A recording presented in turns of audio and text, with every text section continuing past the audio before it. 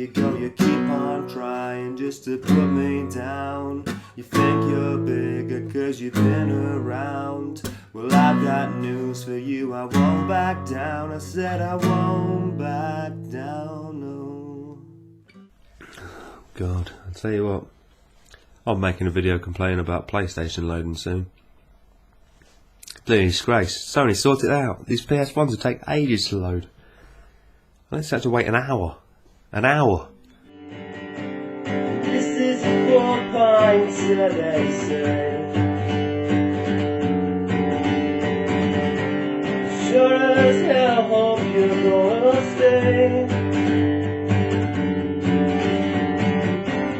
Get your glass and drink to this. You know that it's just gonna stick.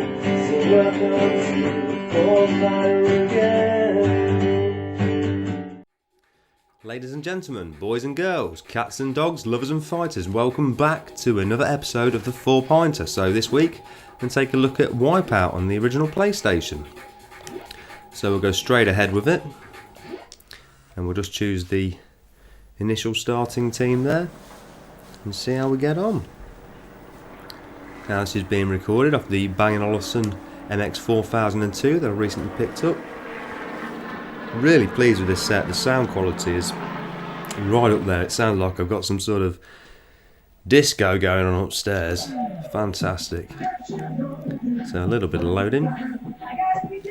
I'll have a drink. You can watch that disc spinning. Try not to get hypnotised. So what can I really tell you about Wipeout? Well, basically I love the series. I've got it on multiple platforms. I've got it on the PS2 and the PSP. I think it's absolutely brilliant. Always been a fan, to be honest. Futuristic racing, it's not very well represented out there. Certainly not in the manner that Wipeout managed to achieve, or Psygnosis. And I'm sure there's no one watching who's not played this game before, or certainly one of the games in the Wipeout series. But there's a button for accelerate, there's a button for brake, there's a button to use your weapon, which is the rocket we see here. And you've also got air brakes on the left and L2 and R2 respectively. So I must give a massive mention for the soundtrack to this game. Truly up there with some of the best dance music you'll ever hear in your entire life. Incredible stuff. I'm a massive fan of the 90s dance scene. Spent many a late night out there clubbing at various places around the country. And I fondly remember being at places like Gatecrasher, and there being Sony booths with like booth babes, you know, trying to convince you to come along and have a go at Wipeout while you was heavily under the influence. And it truly was a magnificent experience. So really is very important not to hit the sides, especially in this game more than the sequels, because of the amount it slows down your ship. It really does slow you to a complete pace. And you may think, well, it's not moving very fast. And that's the thing with Wipeout. As you get through the leagues, the ships, the classes get faster and faster, and to the point, I'm not sure what the top class is. I'm not sure if it's Venom, or even that might just be the second class, but it really does get where it's absolutely blindingly fast. And that is when it's truly at its best. Now this is Wipeout. This is a link-up game. I have played the link-up mode on 2097. Pretty decent, a little bit complicated. Every time you had a race you had to sort of set the whole scenario up again. Initialised link, one as the master and one as the slave, but if you're willing to put up with that, it's not a problem at all. Anybody on YouTube watching this race, it's a miracle, because and away we go. So we're in 5th position. I believe you have to finish in the top 3 to qualify for the next race, so that would be ideal. We don't really wish to be repeating seeing all this. I've activated something now. I think it's a shield. I must apologise for being in the first person view. I don't know why, what it is about me. I've always preferred to play in the first person view ever since it was available. Even to the extent of when Virtual Racing was out on the Mega Drive. And remember, I was playing via RF back for the days I'm talking about now. I would play that in the first person view, which I cannot play in first person view now. I just think, what was up with you? You must have been completely crazy. And then I remember I was completely crazy, so then it makes it all that more understandable. So I'm using the weapon of choice this evening, is the pad provided to me by 16-bit Brit Adam, the Yellow Peril, so I thank you for that. It seems to be very responsive. And if I'm not mistaken, that's a bit of Left Field in the background. And Left Field Leftism is actually one of my favourite albums of all time. I own it 3 times. There was a number of different revisions made, with mixes and other elements involved. And I've got all 3 of them. Really is a recommended album by me. If you're looking for something just to chill out to, just put it on at a low volume. It's wonderful. If you want to get up there and give it a bit of a dance, it's also thoroughly recommended. So we're in 3rd position. Things are looking rosy. I've just been tapped up the rear, and now we've fell into 2nd, which is a relief. Shockwave the announcer calls, and that's a nice little touch. The way that the announcer will always say what's coming up. Someone fires a missile at you, or mines are close by,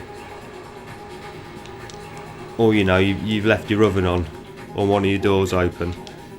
He's always there to remind you. I ought to look really if I can get the voice of the guy from Wipeout on my sat-nav, because I was out driving the other day, and I must admit, completely unrelated, and back into 4th place. Stop talking, Darren, get playing. We need to get flying here. This has got to be it. Come on. Yes, I was out driving the other day anyway, and I must admit, that woman on the sat-nav, or that lady on the sat-nav, she was doing my face in. Go on, have it. Did I pin him? Did I pin the tail on the donkey? You know what? That's 3rd position. I think I've just done it on the post. Congratulations. Let's have a drink to that. Fantastic. Well, that was definitely more luck than judgment. And there we go. 3rd place, John Decker, a name you can trust.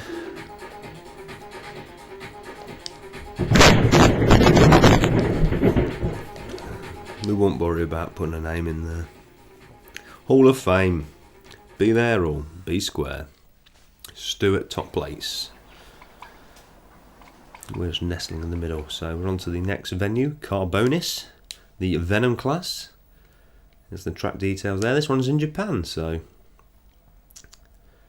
the surface is reclaimed titanium. So very much set in the future of the Wipeout series. And to be fair, I hope this actually happens. I would go to watch a Wipeout race. I would sit in the crowd. I think we need a slight bit more volume, a bit more respect to the soundtrack. That might be too loud now. Let's roll with it, see how we get on. So as you can see, the setting has changed. And I don't know what it is about this original Wipeout. I've got most of the other games in the series, but something about this, just the sense of satisfaction when you actually manage to win, just feels like so much more of an achievement than the other games in the series. And I think it's basically a nostalgic thing, and also because I can appreciate this was the very early days of 3D gaming. You can see things are a little bit rough around the edges. There's a few graphical errors, but what the hell, it's Wipeout at its rawest, at its purest. It's great. If you own a PlayStation 2, a PlayStation 3, whatever, like PSP, maybe you've got a PC powerful enough to emulate a PlayStation. I've not got one powerful enough to emulate an Atari 2600, but that's a different story altogether. But if you have, I would thoroughly recommend checking out this game, because it's got everything you could ever want about a game. It's addictive, the graphics are good, or at least decent enough to be playable.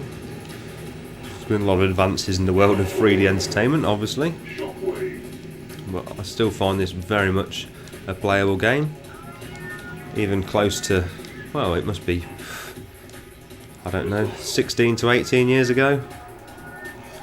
Scary when you think about it. Take a missile. That wasn't a lock-on one. Yes, it was a long time ago.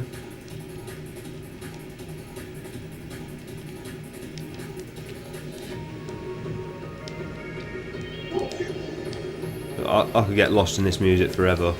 I feel like I'm stuck in a bit of a time warp, really, because I'm playing games from the 1990s, and my music collection, basically after like pretty much after the year 2000, I bought very few albums. I almost got to the point, I used to be a massive music collector. I mean, I've got about 600 CDs, but I used to be massive into it, buying them every week.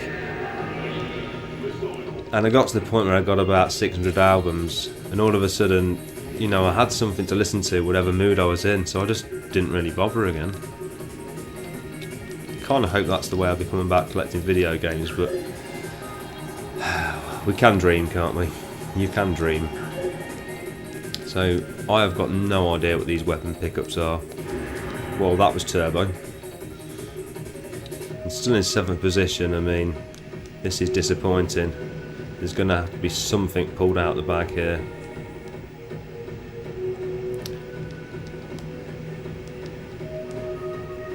But it'll be interesting to see in years to come, when I'm a very old man, or maybe when I'm gone, if there truly will be futuristic racing on the Earth and these hovercraft type machines, perhaps manned by computers, who knows. So I think we've probably gone on long enough.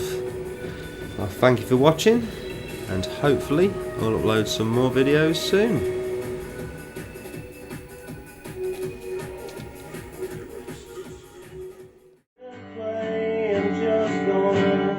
Just stick on